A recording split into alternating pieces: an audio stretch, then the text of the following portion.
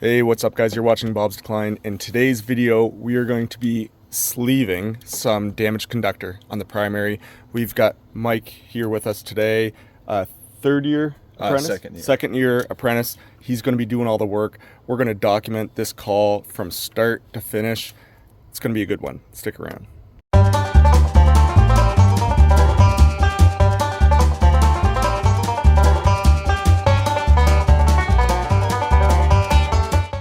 All right, so what we've got going on here today, we've got some utility arborists down the road from us that spotted a sleeve up on the primary. They were working away, trimming some of these trees behind us when one of the workers spotted the damaged conductor. The sleeve is basically being only held on by a single strand, the steel core. An excellent catch on their part. As you can see, there's 3 sleeves in the line. And if we zoom in on this guy, it's pretty hard to see, but there's not much holding that fella together. So that's all still energized now. And since there is another sleeve real close by, I'll see how much conductor I have on the truck, but we'll likely get rid of both of those sleeves, maybe even that third one if we've got enough conductor on board. We've got a ton of hazards here today. So my partner Mike had already filled out the tailboard. We had a tailboard amongst ourselves before beginning to get some coverage here. A couple of the hazards I do want to mention off in the distance here. We've got a transmission line, 345,000 volts. There's 2 of them fellows, and I believe it's a 138 kV on the other side, crossing directly over top of the distribution line that we're going to be working on. So there's potential for quite a bit of capacitive coupling in the line. Basically what that means is once that line is isolated, there's going to be a lot of induced voltage on that wire. So we are going to be using our bonds and grounds. Even with that stuff in place, there's a chance he might get a lift off the wire, in which case he will be wearing his class 2 20 kV gloves. We'll basically see how that goes. It will be de-energized conditions with grounds on, so they are not required. We also have a tree crew working in the area. They're going to be inside my work permit zone, so you can see there are some signs set up. And one of the most important parts of this tailboard, again, stop and talk to the crews working in my area. So they will be able to continue to work. However, before we leave the site, before we re-energize the line, we are going to stop and have a chat with them, have them stand clear while we re-energize the line. I've also signed onto their tailboard and they have signed onto mine. So let's jump back in the truck and we will give our dispatch a call and get this ball rolling. Back that up. Just before we jump in the truck, I'm going to cover what exactly we're going to do. Once we're doing it, I will do a voiceover and explain the process from start to finish. But this fella here, Mike, pretty smart guy. I'm going to put him on the spot right now. How are we going to tackle this job, Mike? From start to finish, let's explain the checking potential of the grounds, where you're going to put them, with the hazards of the capacitive coupling on the line, how you're going to approach the job before you cut your sleeve out. Let's just kind of go over the job and make sure everyone understands what's going on here. So once we get permission from dispatch, after we open the switch and tag both our locations, I'll check for potential, and then I'll ground on the right hand side of the pole just so it's out of the way. And then once I get to the left hand side of the pole, I'll put a jumper, like a ground jumper right there, and then put my pullers on it, put some slack in the line, cut out the sleeves, and then put in my new section of wire, loosen the pullers, and then unground.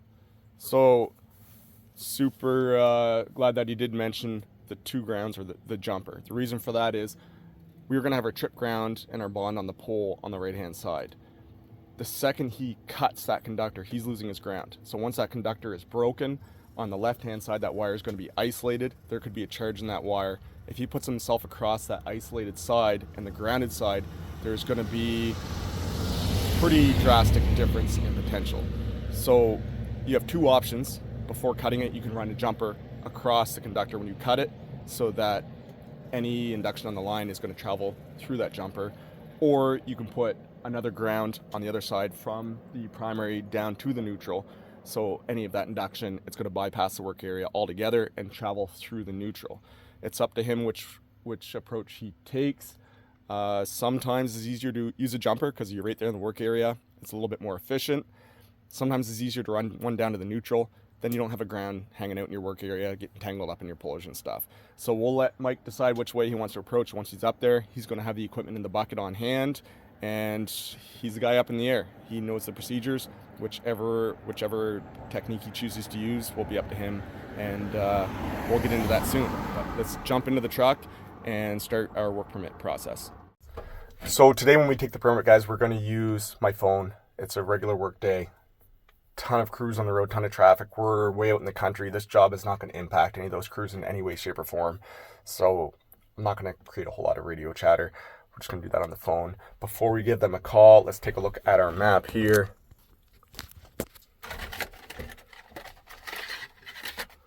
So this is our work area. I've got that blue marker showing the exact work location, and the red marker is our GPS. If we zoom out here a little bit, this is the feed coming from this direction. So the cutout is right about here. When we open that cutout, that's going to isolate this entire piece of line. But you can see it ties together. Well, you can't really see, I guess. But all these other lines, they're fed from this three-phase up here. So there's a tie switch right at the end of the road. It's in the normal open position. So part of our work permit is going to be to check to make sure that switch is open, there's no door in the cutout, and that we tag that pole so that, not that anyone would, but we don't want anyone to close that cutout in and back feed into our work area. So when we talk to our dispatcher, we're going to go over our work location, which is here, and our protection points, having an open switch on either side of the work zone. Hey, Ryan Aaron here. How you doing? Good. We're just on site on that damaged sleeve here now, 8011 line. I've got a work location and stuff for you when you're ready.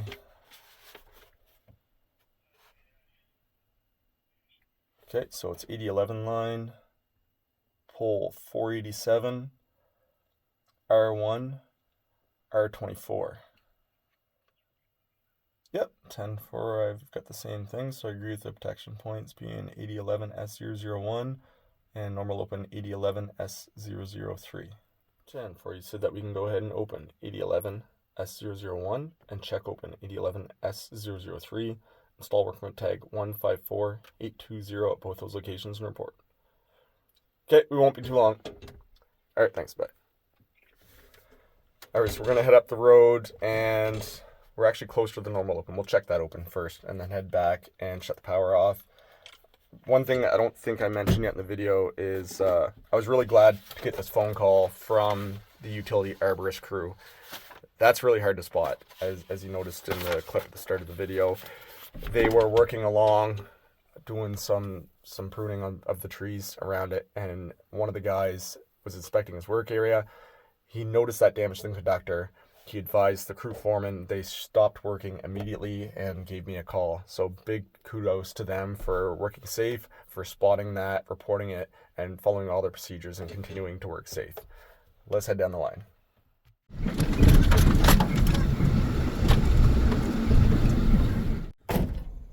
So we're just at our normal open now. We can see the cutout up there. Door is removed. The left-hand side of the screen is energized, and the right-hand side of our screen is our work area. The line's not shut off yet, but we can go ahead and tag this switch open before opening the line. Doesn't matter. Doesn't matter which order we do those in. Something else to mention you don't often think of in tailboards, as I did advise my partner, because I've been here before. We've got a lot of these hawthorns here. We had a fella years ago get a pretty bad infection from one of those breaking off in his leg. Those guys there are sharp and they're hard as a rock. So something to keep in mind when you're walking in through the willywags here. So Mike's got our tag installed on the pole, advising to do not operate, and our switch is in the open position. So we are now at the cutout that we're going to open to isolate the line. One thing that's very important when you do switching is right before you open that switch, always verify the number again. I know when I'm in the right location. I'm not just going to send the stick up in the air and start popping switches open. We're going to verify that switch number 8011 S001. So if we look on our right here, you can see there's 4 lines all intersecting. There's switches on every single one of those lines there, as well as across the road. Ton of cutouts in this area. So we're gonna verify that switch number before we do anything. 8011 S001. Kind of an old tag. So we look right there. 8011 S001. We're in the right location. So Mike has the extendo stick and his rubber gloves on now. So you can open it anytime, Mike. Sounds good. Has his class 2 rubber gloves on, which in our standards it indicates that when operating a switching device, rubber gloves must be used. A lot of guys ask me about that. If I'm doing storm work, I'm in your jurisdiction and your standards allow for operation of an extendo stick without rubber gloves, I'm okay with that. That's your standard. Our policy suggests that when operating a switching device, black or white, they must be worn. So that's why we wear our rubber gloves when operating an extendo stick, even though it's tested at 100,000 volts per foot.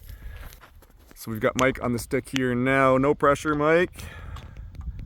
Something else I will add, this is a 50 amp fuse. We are not allowed to open a switch with any more than 10 amp on it without using a load buster. This line, a 50 amp fuse feeding, I don't know, maybe 40 homes. There's a couple options. One is set up the truck and use the load buster. Another option is I do have the sensor link ammeter. Just because it's a 50 amp fuse doesn't mean there's 50 amp on there. I've had plenty of times where I put the sensor link ammeter on the stick and there's 6, 8, 10 amp. You can still open it safely from the ground with that amount of amperage flowing through. This cutout, however, is a load break cutout. That's what that big plastic chute is. We can operate those up to 200 amp load safely with the tele stick from the ground. And you will also notice that Mike has removed the cutout door. So this guy right here, that hangs on just for an extra second. It's on a spring there. That's a little stiff, but as that door opens, that spring, once the connection is broken, the connection goes through these guys and out these guys right here. But the last connection to break is this, which passes through that plastic chute and snuffs out the arc. So Mike did remove the door. It's very unlikely, however, if you get a lot of wind or maybe even a vehicle accident, we're working away, you're just having a really unlucky day and the vehicle happens to hit that particular pole, the shock could shake the pole and actually flip that cutout shut and energize your work area. Like I said, highly unlikely, but why take the chance? If that were to happen, there could be some serious injuries. So we do always remove the door, and in many cases we even remove a lot of people call it the riser. We call it the lead, tap clamp, basically the connection between the cutout and the overhead lines. In this situation, there's no need to remove that line. There's all kinds of clearance. Even if it were to burn off, which there's no load, it's not going to land on our line feeding into our work area. So our next step now will be to report our switching to our dispatcher. If this was a radial feed, meaning there was no tie switch, we will get the instruct to go to work as soon as we operate the switch. When there are multiple protection points,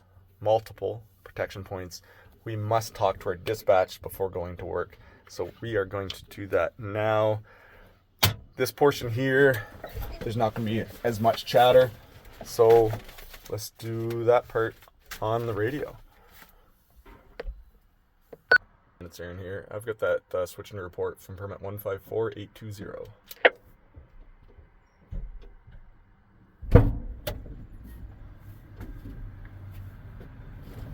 Aaron. Okay, so I'd like to report that we opened 8011 S001 and we checked open 8011 S003, installed work permit tag 154820 at both locations. 10-4, Aaron, you said that you've opened 8011 S001 and you've also checked open 8011 S003, installed work permit tag 154820 at both those locations. 10-4, that's correct. And so you do agree with your protection being 8011 S001 and the normal open 8011 S003? Yep, 10-4 agrees. Protection points being 8011 S001 and 8011 S003. Aaron, so your work permit between protection points 8011S001 and the normal open 8011S003 is approved, now in effect. Check for potential. If none, protect yourself from necessary grounds and bombs at all times. Go to work and report when clear.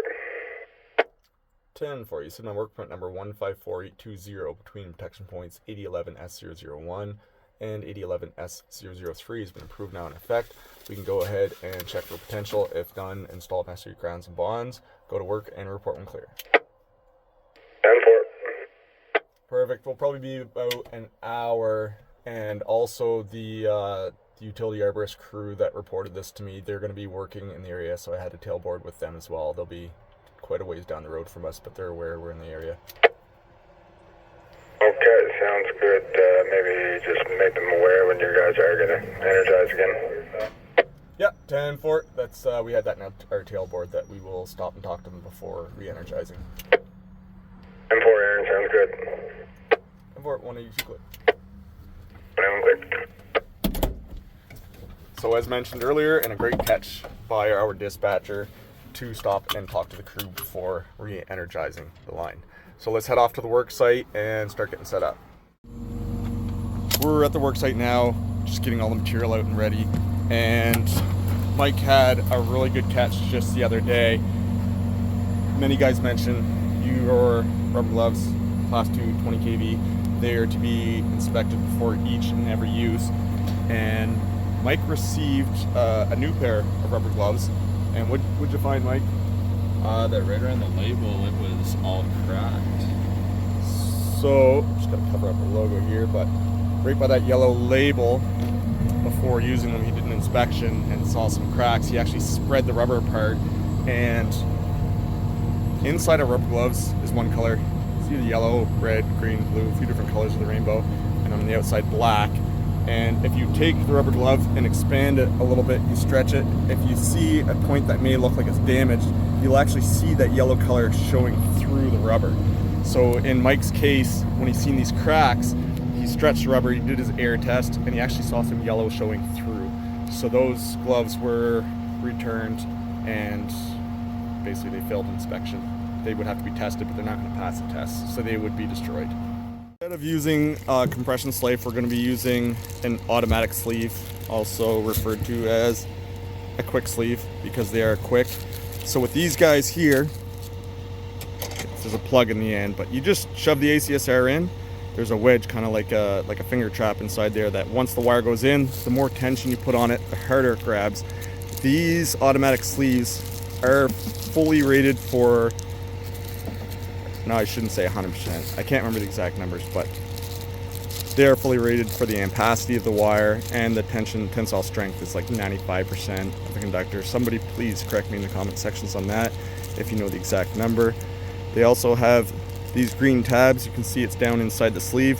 When the conductor is fully seated, those green tabs are going to pop straight out. So they work good. I've actually seen less of these fail than compression sleeves since we switched over to this brand, which is, I have no idea what brand. Probably says on there somewhere. MP. I don't know.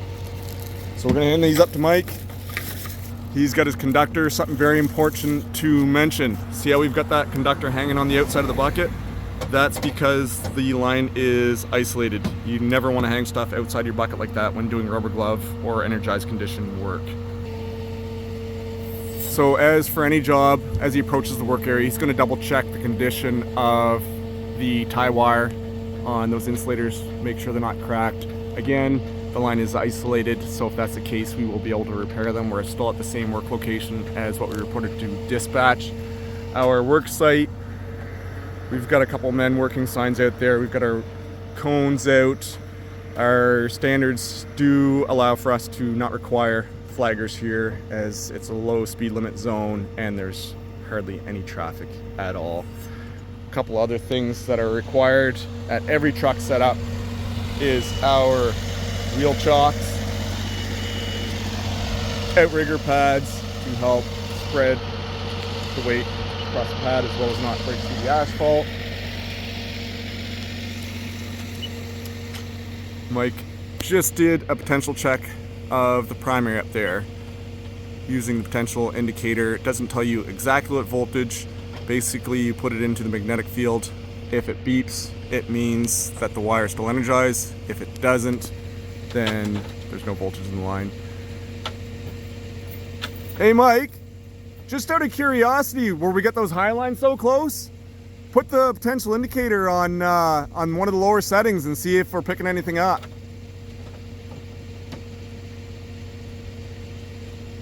So most potential indicators do a self-check. That's why it's beeping right now, to show that it passed its self-check function. The telephone line and neutral are tied to our pole ground, so any capacitive couplant should bleed out. So That's 120. that's at 120. So try, what's the next setting, 4 kV? 4 kV. It's not likely we'll get a beep off 4 kV, but put it right on the tip. Perfect. That's a good sign. So if we had 4 kV of induction on there, that's high. But she did go off at the 120, which is definitely to be expected when we've got these transmission lines crossing overhead there. So what he's doing now is he's installing a cluster bracket around the pole.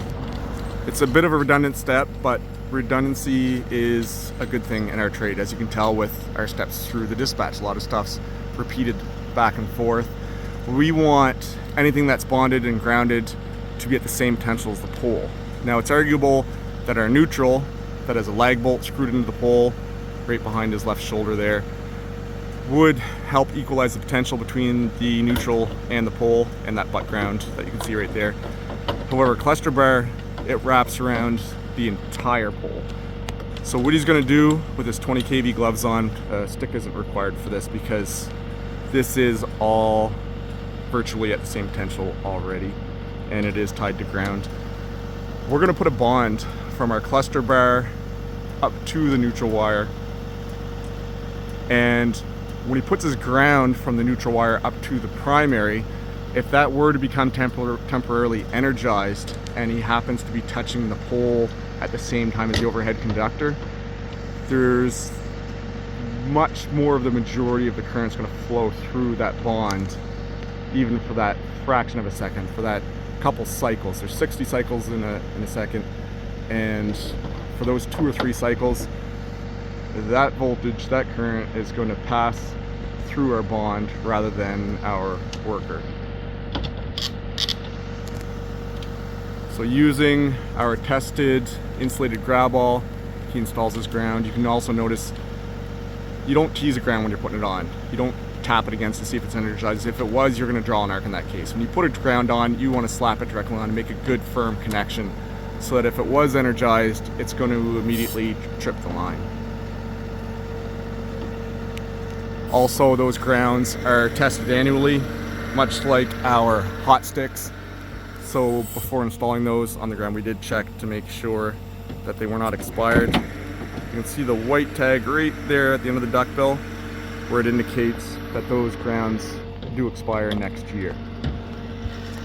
So we can see that Mike has opted to, rather than jumper out the wire where he's going to make the cut, he's going to install a ground on either side of the work site. In many situations, this could be considered bracket grounding. In this situation, it certainly is bracket grounding, but the purpose of it is once this wire is cut up here, we just broke that path heading back to our trip ground. So any induction, any accidental energization, if this line becomes energized from off in the distance, once it gets to this bond right here, it's going to travel down through the bond, across our neutral, and it's connected back up through our primary there. So everything in this work area here now is at equal potential, including the pole, which he probably won't end up even touching the pole.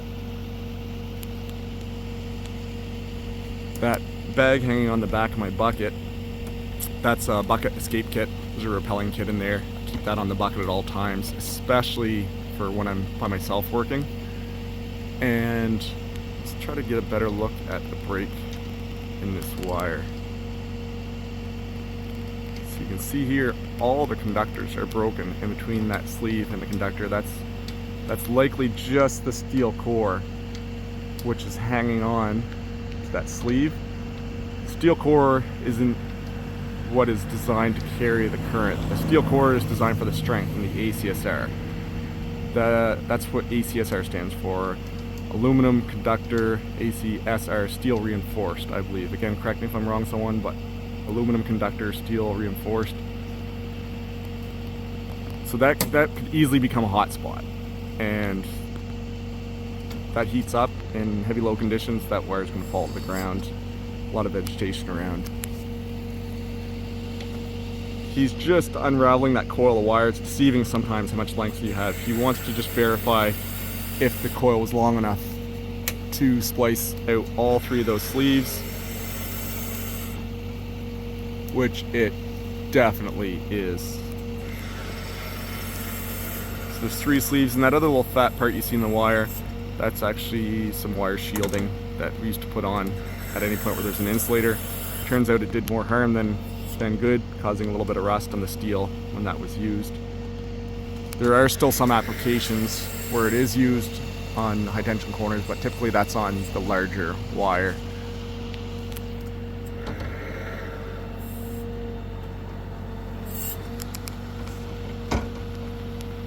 So great reason right there. While we do have our cluster bar installed, as he was on the pole while in vicinity of the primary, just to hang his wire.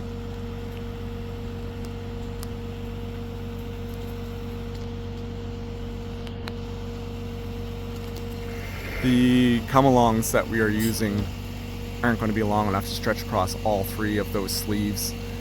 So I'm assuming he's going to go back to back with the come-alongs. That's something we covered in the tailboard. Maybe they will reach, but I highly doubt it. So our come-alongs as well, they are inspected annually, where they are an approved hoist that's rated for 1,500 pounds. 3,000 if they are doubled up. If you run the hook back onto itself and use this guy on the other end,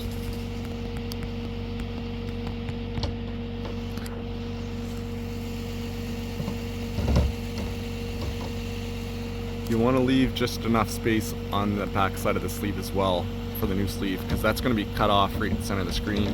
You have to have enough room between that cut and the grip, which some guys refer to as a pork chop for obvious reasons. Kind of looks like a pork chop. So we did go back to back with his come-alongs. And he's simply going to transfer every bit of the weight on those lines onto the come-alongs. He was just taking a look there to make sure his grip didn't fall off or anything. And you can see there now already that ACSR came slack.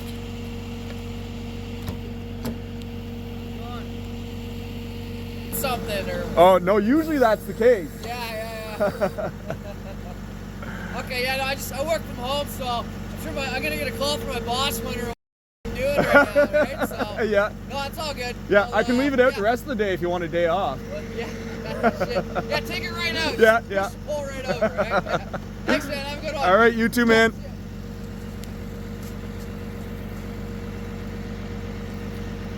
So a customer just stopped by inquiring about the outage. Missed a couple shots there where he did cut the conductor. But you want it so that when you can... Yeah, go ahead.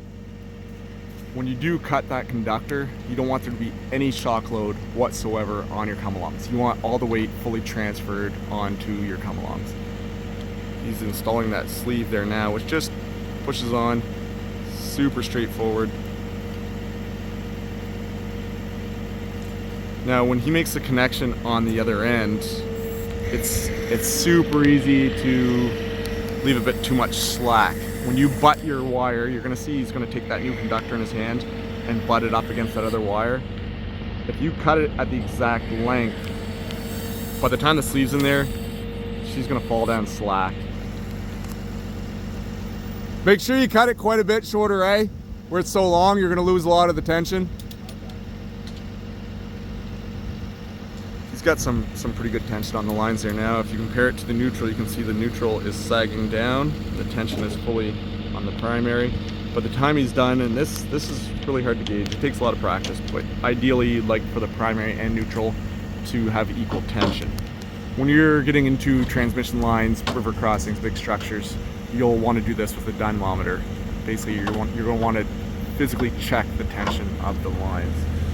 He's also going to lose a little bit of slack where that sleeve is crossing over the pullers and stuff. So he's pulling that as tight as possible before he makes his cut, takes his measurement. Just cutting that with a set of bolt cutters. Let's try to get a better angle here.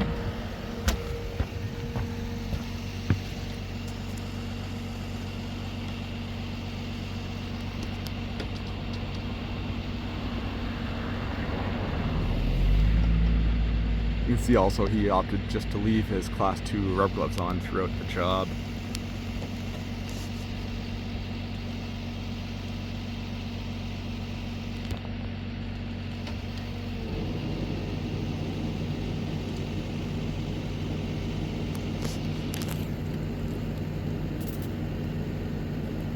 So he's actually taking up the line a little tighter in order to get that sleeve in place.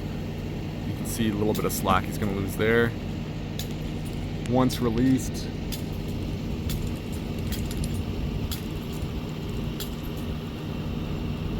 you can see the lines. It's a little bit tighter on the primary than the neutral, but things balanced out pretty good. And you do want there to be as much tension as possible really on those automatic sleeves. You don't want that to come slack, or they could vibrate out of the sleeve.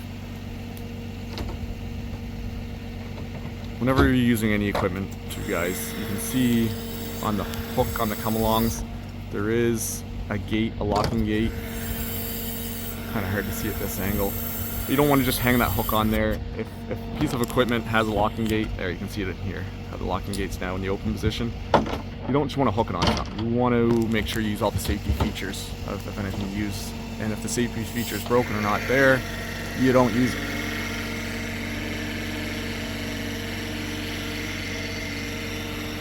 So pretty straightforward. We got rid of those 3 sleeves. We got rid of the weak part of the wire. 2 automatic sleeves in place. He is now going to...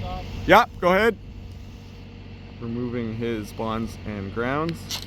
Doing so with the insulated hot stick.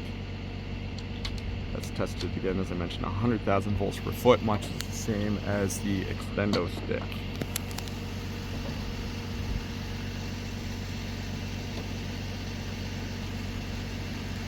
You always remove your trip ground last. In this case, if he was on this side of the work zone, he could remove that, and that other bond would then become the trip ground. As long as you're using your hot stick to do so, never ever want to remove a trip ground by hand, regardless of rubber gloves or not.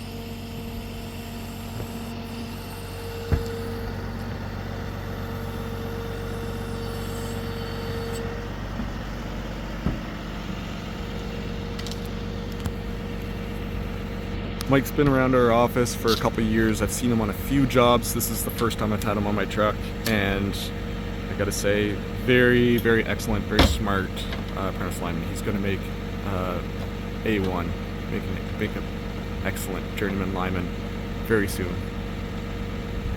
Our apprenticeship is 7,200 hours, not including overtime. Has to be 7,200 regular scheduled working hours. I believe he said he's about 5,000 hours in. About another year's worth, maybe a year and a half, 2 years, and he will be certified and join onto our on-call roster as a journeyman lineman. Really glad to have him in our area. We've got a lot of excellent apprentice linemen coming up through the trade right now. Really happy to see that.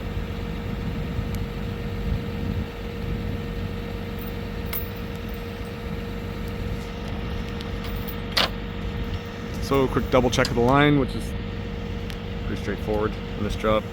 Wasn't an overly complicated job. You can see the primary is isolated, the bonds and grounds have all been removed.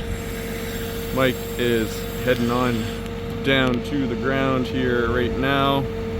We're gonna pack the truck up and get ready to close the line in. So again, when you're working with crews, even one truck, 2-man crew, before closing the line in, you do want to make sure that the work has been completed as planned and he is all clear. Perhaps he was coming down because he saw a weak spot in the neutral and he wants to fix that before going up. So you do want to have those conversations at all times, and you don't want to get complacent with that stuff. Everything good? Yep, everything went well. Okay, all clear the line? Yep. All right, I'm just going to shut the camera off here, guys, and we're going to put all this equipment away. Again, I'll mention one other thing. This here, perfectly acceptable because we are on a work permit. If you are doing rubber glove work, you're not going to hang your hotline jumpers outside of the bucket like that. Another habit I always like teaching the guys, keep your sticks inside the bucket. There have been a few instances over the years where a stick was hanging outside of the bucket and something hooked onto the bottom of the truck as they bucket up and it destroys the stick. There was a gentleman about 15 years ago that hung a crossarm outside of his bucket. The crossarm hooked onto the bucket and he was kind of holding it in place with his hand, and it did damage, I'll say, very badly, his finger. So try your best not to hang stuff outside of the bucket. Always follow your company procedures and recommendations for that sort of thing. Always put your tools away, your come-alongs. You don't want to leave them all strung out hanging in the road. So you can see he's packing up the come-alongs, moving everything as he should. This is the locking gate I was telling you about. There was some old spring type system here, locks into place so that your come-alongs do not fall off the line. A lot of guys asking about setting up the truck. That's something I'm going to cover in a separate video very soon, but they ask where to position the truck on a job site.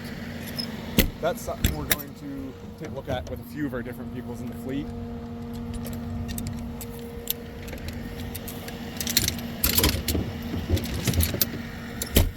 We've got our conductor here. Let's take a closer look at that. So this is a compression sleeve right here. And on the other end, we've got one of the older style quick sleeves. I do have in a video way back where we cut one open and you can see all the springs and stuff come out. If we take a look at this conductor, oh wow. Come on, zoom in there better, phone. There we go. That was a really good catch by our vegetation guys. Even that last strand, bend that open a little bit. That last strand going into that sleeve is damaged inside the sleeve itself. So there was guys going up to work on that line with a hazard like that. So one of our sayings in our company is to first spot the hazards on any job site and identify and control those hazards. I'm super happy that our vegetation crews, our utility arborists, are that attentive to their work sites. So great job again. I'm going to file a report on this that will actually be read off at safety meetings and shared with the rest of the province, what they found, and that'll help remind some of the crews to really keep an eye out for this stuff. Also mentioned about setting up the truck. All of our trucks do have a level on them. Your truck must be in between 5 degrees left to right and front to back in order to go up in the air. So we're just going to double check everything's all packed up. Our wheel chocks, outrigger pads, still got our cones out. This is pretty neat. I've showed you guys this a few times, but the cone rack's quite high on the truck. Hard on the shoulders, always lifting them off. So we've got a little hinge that we got built there, so we can tip that back and slide our cones right into place.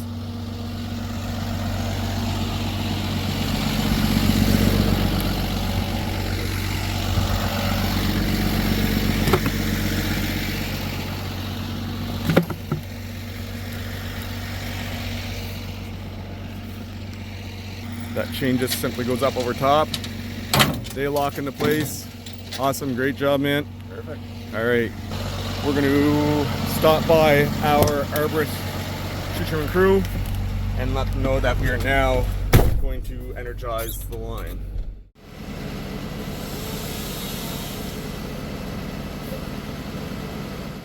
So we just stopped and talked to the utility arborists, let them know that the line will be re-energized. They were treating the line as hot throughout their entire job.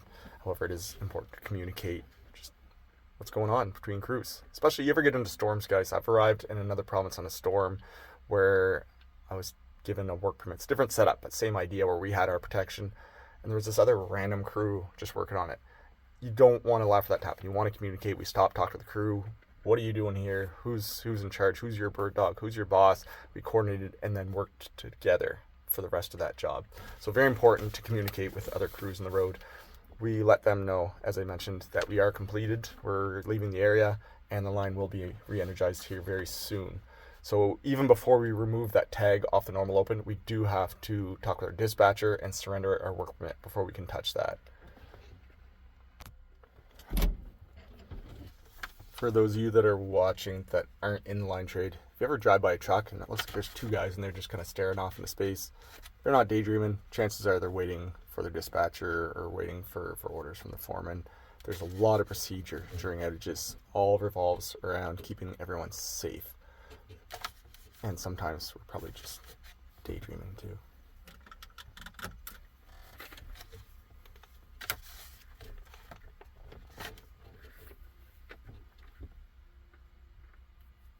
I'm going to pause the video.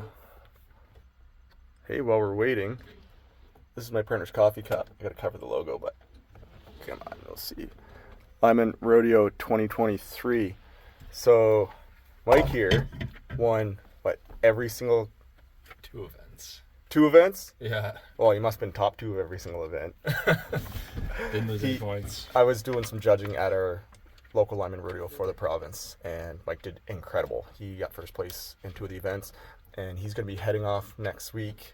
Are you heading to Kansas? Yeah, heading to Kansas. Mike's going to be heading to the Kansas City Lineman Rodeo and entering as an apprentice. So a lot of you guys will be there. If you see a familiar face, don't be scared to say hi and shake this guy's hand. We're super glad to have him on board. So he's going to be down there. Unfortunately, I will not be attending the Kansas City Rodeo this year. I ran out of vacation on my last trip. We're going to dial up the dispatch again and see what's going on here. It's permit number 154820. That is correct. Okay, so we've completed our work permit 154820 between protection points 8011 S001 and 8011 S003. All work has been completed as planned. Temporary grounds mods have been removed, and men are clear and instructed to remain clear. 10-4, that's correct. And also, I advised there's a arborist crew that was working on in our protection points, and I've advised them also that we are going to be re-energizing the line. 10-4, that's correct. You said we can go ahead and close 8011 S001, remove workman tag 154820, and also remove that tag from normal open 8011 S003 and report. Okay, we'll be back to you in 10 or 15 minutes. Alright, thanks.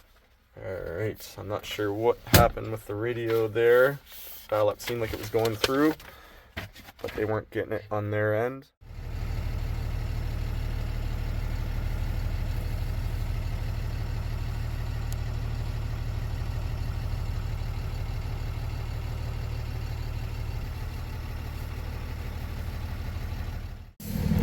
Just finished in the nick of time. We've got some rain starting here now.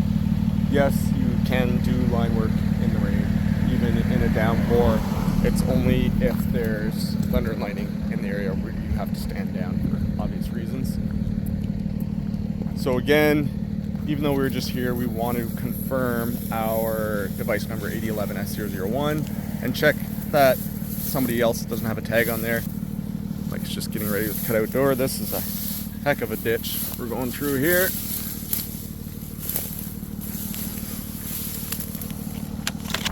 Confirm our tag, and it is my tag.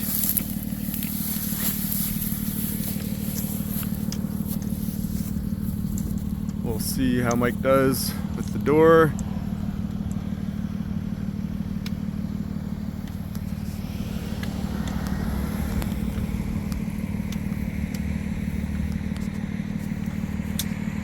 The This one is quite high as well, where it's mounted on the crossarm. These cutout doors, you see how you put it up against the bottom jaw and then you slide it up and over, give it a wiggle.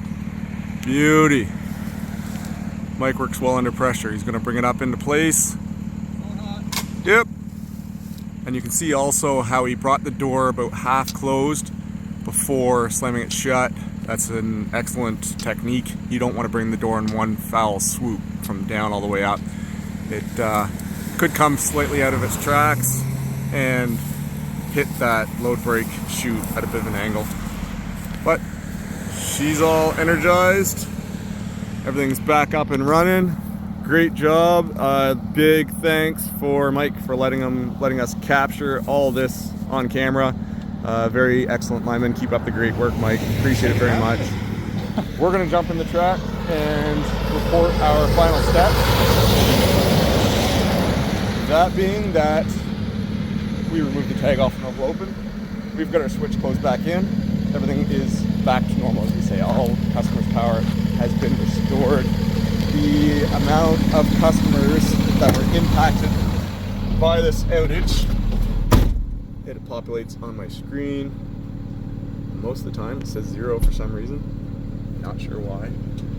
If I had to throw a number out there, I'd say it'd be less than 40, probably 25 customers or so. So let's give our dispatcher a call. I'm just going to go straight to the phone this time.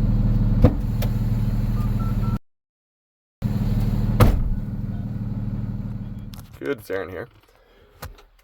I've just got some switching steps to report for permit 154820. Okay, I'd like to report that we've closed 8011S001, removed workman tag 154820, also removed that tag from normal open 8011S003. Alright guys, that's it. That was a good one. We were able to get lots of coverage of our procedure from start to finish. Super glad to be able to share that with you today. Again, huge thanks to Mike and a big shout out to No Limits, our utility arborist that spotted that hazard and followed all their appropriate actions and procedures. Thanks for stopping in. As always, we got to move on to the next one. There's only 33 more work orders today. Thanks for stopping in, guys. We'll see y'all soon.